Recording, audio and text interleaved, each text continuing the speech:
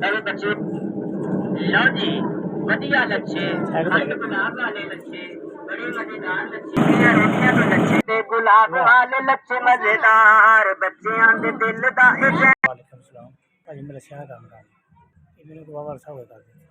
एक बच्चा है दो बच्चियां करा देगा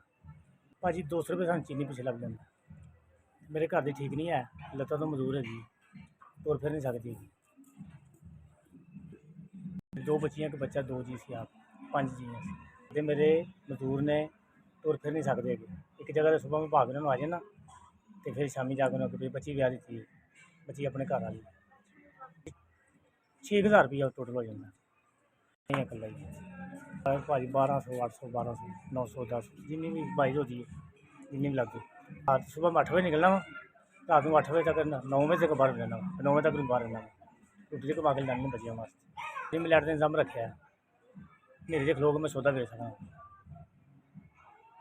गलियां महल्ले फिरना मैं मेन बाजार से फिरना चाहिए सीधे मेरा दिल कर उधर मैं जाना पेट की तो फिर मैं कमानी तो नहीं जेह्ड़े पासे मैं जावां उस पासे रब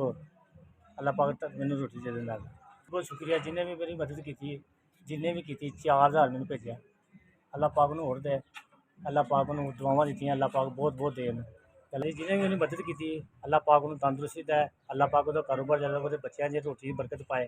अल्लाह पाक नूं होर ज़्यादा माँ प्यो नूं इज्जत दे माँ प्यो हज करन दी तौफीक दे बहुत बहुत मेहरबानी होती बहुत बहुत मेहरबानी जिन्हें माड़े बंदे की मदद करते हो अल्लाह पाक तुहाडी मदद जरूर करेगा मेरा मान है अल्लाह पाक मदद जरूर करता है एस वाले की मदद जिन्हें मैनू मदद मेरी की उन्होंने बड़ी मदद पहुँचाई है उन्होंने बहुत बहुत मेहरबानी अल्लाह पाक उन्होंने होर दे